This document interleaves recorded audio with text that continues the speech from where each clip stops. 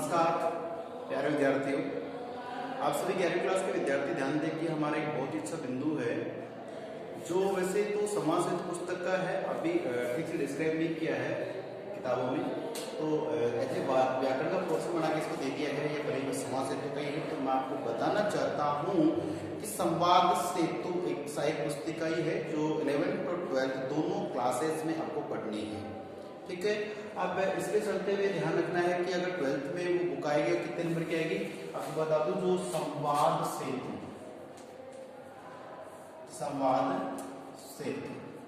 ठीक है सेतु, तो इसमें देखना ये है कि ये पुस्तक 12 नंबर की हमारे लिए, ठीक है। और यदि सिलेबस नेक्स्ट ईयर से बदल जाता है तो फिर मान लो ये 12 के ही रहते हैं, सॉरी 12 से बदल जाएगा तो उसे कुछ चेंज हो जाए, ज्यादा की हो जाए, कम हो जाए, हटा भी दें। लेकिन ये इतना अच्छे बिंदु की पुस्तक है कि ये हम सबकी जिंदगी से जुड़ी हुई पुस्तक है और इसे हम भली बात जानते भी हैं, जरूरत पड़ती है। और मान के चलिए कि ऐसे व्याकरण का पोर्शन ही है, लेकिन ये एक समाज साहित्य के नाम से पुस्तक है और ये 12 नंबर का मैटर है बोर्ड क्लास में। अब 11th क्लास की बात करें तो इसी में क्या है कि आपके भी 12 या 10 नंबर का मैटर है, 12 पोर्शन का है और इसमें लेसन करीब 12 की समथिंग है। 6 लेसन 11th क्लास में आता है, 6 लेसन 12th क्लास में आते हैं। अभी जब आपका ये चेंज हुआ है, सिलेबस 11th का चेंज हो चुका है, उसके आधार पर इसमें लेसन कम कर दिए हैं, तो एक अच्छी बात है। तो जो कम कर दी चीज अलग है, अब जो कम कर दे उससे कम पढ़ रहे टीचर है, ये हमारे को लगा रखा पढ़ेंगे। और शुरुआत कर दी मैंने, कुछ वीडियो आपको भेज दिया, आपके समझ में आया होगा। लेकिन बात ये है कि आखिर संवाद सेतु क्या है। तो संवाद का मतलब सम प्लस पास समझते हो, संवाद मतलब मैं जो बोल रहा हूँ वो सुन रहा है, ठीक है। तो एक व्यक्ति के द्वारा दूसरे व्यक्ति को जो भी अपनी भावों को व्यक्त किया जाता है, वही भाषा वाली बात है। तो आपस में विचारों का आदान प्रदान करने का जो तरीका है, तो उस तरीके का जो माध्यम है वो माध्यम संवाद सेतु, ठीक है। चलिए एक बात करते हैं कि संवाद सेतु तो पुस्तक है, उस पुस्तक में क्या मिलेगा हमारे को, उसमें देखिए सूचनाएं हैं, समाचार, संप्रेषण है, ठीक है। तो बात करें कि जो ये सब क्या है, जन संचार, क्या है, जन संचार है। तो जन संचार जो है ये कितने प्रकार का हो गया है भाई, 2 प्रकार का। एक प्रकार मेलिंग कौन सा है, मुद्रित, ठीक है, इसको मुद्रित बोल सकते हैं, मुद्रित माध्यम मैंने लिख दिया इसका, मुद्रित माध्यम। दूसरे का है इसमें ये है इलेक्ट्रॉनिक माध्यम है, इलेक्ट्रॉनिक माध्यम है ये अपना। तो इलेक्ट्रॉनिक माध्यम जो है इसमें आप देख सकते हैं अपना, एक इलेक्ट्रॉनिक माध्यम होगा, एक मुद्रित माध्यम होगा। मुद्रित को ही कुछ लोग क्या बोल देते हैं, प्रिंट मीडिया बोलते हैं। क्या बोलते हैं, प्रिंट मीडिया। तो ये प्रिंट मीडिया जो है ये क्या है, तो प्रिंट मीडिया के अंदर तो मुद्रित माध्यम हो गया और दूसरा भाग हो गया कि इलेक्ट्रॉनिक मीडिया या इलेक्ट्रॉनिक माध्यम इससे कह सकते हैं। देखिए इसमें तो जन संचार, लोगों तक अपनी सूचना समाचार कैसे पहुंचाएंगे, तो ये देखने का है। इसमें 1 मिनट हम देखें इस बात को। तो प्यारे विद्यार्थी देख रहे हैं कि ये क्या है, प्रिंट मीडिया है और ये क्या है, इलेक्ट्रॉनिक मीडिया है। तो प्रिंट का मतलब हो गया मुद्रित, और मैं अपनी भाषा में समझता हूँ मुद्रित में छापना, टंकन होता है। तो सीधी बात है कि जनसंचार, लोगों तक अपनी सूचना पहुंचाने के लिए जैसे जो भी संस्थाएं होती हैं वो क्या करती हैं, जैसे मान लीजिए कोई सूचना देनी तो अखबार आप समझते हैं, जैसे कि अखबार होता है हमारा, ठीक है। तो अखबार है या पत्रिकाएं हैं, ठीक है। प्यारे विद्यार्थी मैं आपको चीज बता दूं कि यहाँ पत्रिका का मतलब वो नहीं है, राजस्थान पत्रिका नहीं है। अखबार एक न्यूज़पेपर है और पत्रिका भी एक न्यूज़पेपर है। लेकिन क्या होता है कि पत्रिका अखबार की तरह जैसे एक राजस्थान पत्रिका होती है वो चीज अलग है। यहाँ पत्रिका का मतलब मैगजीन से है, मैगजीन से मतलब मैगजीन मतलब क्या होता है कि इसमें साप्ताहिक होती है, मासिक होती है, कुछ लोग घर तक बाहर जाते हैं, लेकिन उसको पत्रिका का नाम दिया जाता है। ठीक है, लगन पत्रिका सुना आपने, कोई बात पत्र होता है। तो मुद्रित माध्यम का मतलब हो गया है कि जो छाप करके टंकन के माध्यम से टंकित किया जाता है, प्रदर्शित होता है और वो लोगों तक पहुंचता है। इसमें क्या होता है, ये सरल और सस्ता साधन है। अब आपके घर पे अखबार 2-4 रुपए पहुंच जाता है, तो उसको आप जितनी भी सूचना होती है, जनसंचार, लोगों को जो संचारित किया जाता है, लोगों को जो सूचना देती है, वो जनसंचार के माध्यम से पहुंच जाती है।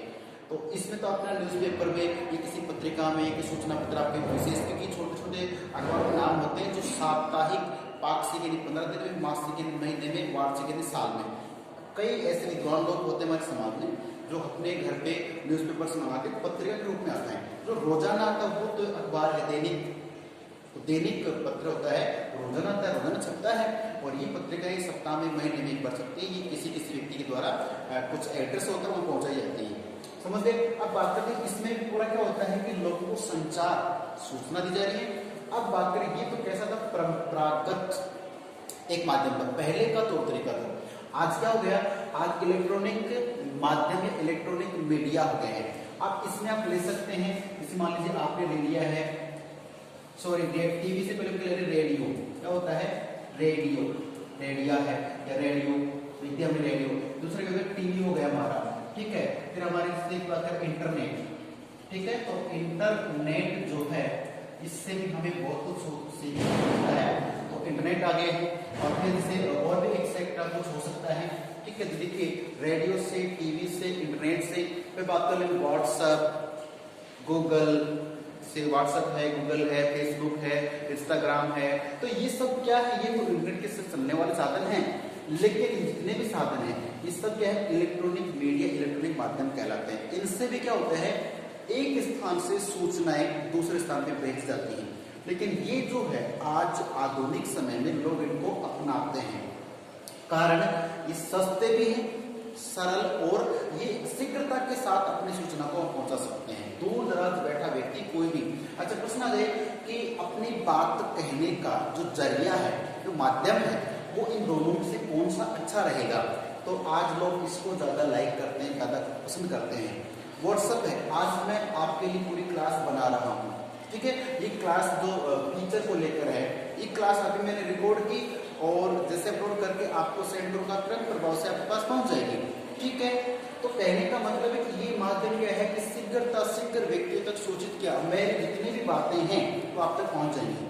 फिर आप अपने मन में कोई शंका रखते सब टीचर की परिभाषा, माध्यम जो भी है, तो आप क्या करोगे, व्हाट्सएप में मेरे को बताओगे, मैं तुरंत समझ सकता हूँ कि बच्चे की समस्या क्या है। तो कहने का माध्यम जैसे फोन, मोबाइल जो है, इनमें व्हाट्सएप, ट्विटर, गूगल जो हम चलाते हैं, ये सब इलेक्ट्रॉनिक मीडिया के अंग हैं और ये मनुष्य को जनसंचार की क्रांति में आगे बढ़ा रहे हैं। अब ये जो माध्यम है, ये सस्ता है, सरल है और स्थायी है।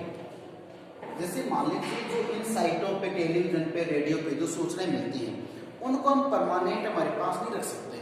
लेकिन अखबार में तो, जिसमें आज का अखबार है, बहुत काम का है, आपके बारे में कोई न्यूज छपी है, आपको कोई अवार्ड मिला है, उस पत्रिका को, उस अखबार को अपने घर में सजा के रख सकते हैं हमेशा के लिए। तो ये सस्ता भी आता है, सरल भी आता है। लेकिन इसमें दोष क्या है, दोष यही है कि इसमें क्या होता है, जैसे मान लें कि आपकी कोई बात है, आप कोई सूचना देना चाहते हैं पूरे संसार को, पूरे देश को, तो क्या करेंगे, आप पहले कागज में लिखेंगे, वो लिखित आदेश, लिखित सूचना, आपकी जो भी कविता है, कहानी है, मैसेज है, उसको लेकर ये जो अखबार कार्यालय होता है वहां जाएंगे, ठीक है। वहां जाकर उनसे आप सब मैं ये बात कहना चाहता हूँ, तो आप वो अपनी बात अखबार में छपवाएंगे।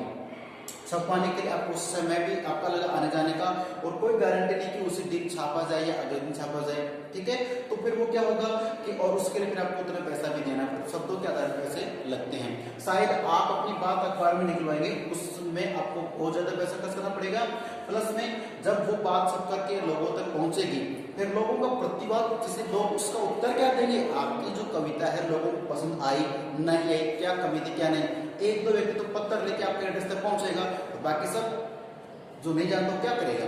तो ये जो तरीका है ना, ये जनसंचार में सिर्फ और सिर्फ क्या करता है, लोगों को सूचित करता है, ठीक है। बाकी क्या है कि हम देखेंगे इसमें नेक्स्ट पॉइंट। ओके, धन्यवाद। तो देखिए हम बात कर रहे हैं कि इलेक्ट्रॉनिक मीडिया अलग है, ये वाला अलग है। सिंपल सा प्रश्न है कि जनसंचार क्या है, बता दो कि एक व्यक्ति या संस्था द्वारा सभी व्यक्तियों को या समाज के लोगों को अपनी सूचना पहुंचाने को जनसंचार कहा जाता है। उसके दो माध्यम है, मुद्रित माध्यम और इलेक्ट्रॉनिक माध्यम है। तो मुद्रित माध्यम में अखबार आ गया, पत्रिका गई, पुस्तकें सब आ जाती हैं।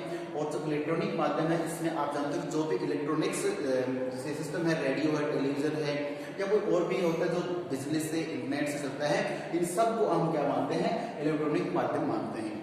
ये हो सके कि जब इस यंत्र को सेटअप को लगाते हैं तो महंगा पड़ता है, लेकिन रोजाना पे जिसका जब रिचार्ज कराते हैं, नेट रिचार्ज कराते हैं, बैलेंस डलवाते हैं, वो चीजें क्या है कि फिर इसकी अपेक्षा शायद सरल होगी लोगों के लिए, ठीक है। और ये लोगों की डिमांड की ये बहुत शीघ्र। और फिर इसमें एक अच्छी बात यह है कि अखबार में हमने जो सूचना दी है उसका प्रति उत्तर कि लोगों ने इसको कितना लाइक किया, पसंद किया, कितना उसको नकारा है, उसका पता नहीं चल पाता है। जबकि व्हाट्सएप पे, इंस्टाग्राम पे, फेसबुक पे, गूगल पे जिसे भी जो व्यक्ति को सूचना देते हैं तो उसकी सूचना का लोग तुरंत प्रत्युत्तर दे सकते हैं कि आपने सही कहा है, गलत कहा है, जो भी है। तो इसको लोग आजकल ज्यादा पसंद करते हैं। तो हम ये कह सकते हैं कि ये क्या है, नव माध्यम भी है। ये परंपरागत था, ये नव है, नव नया है।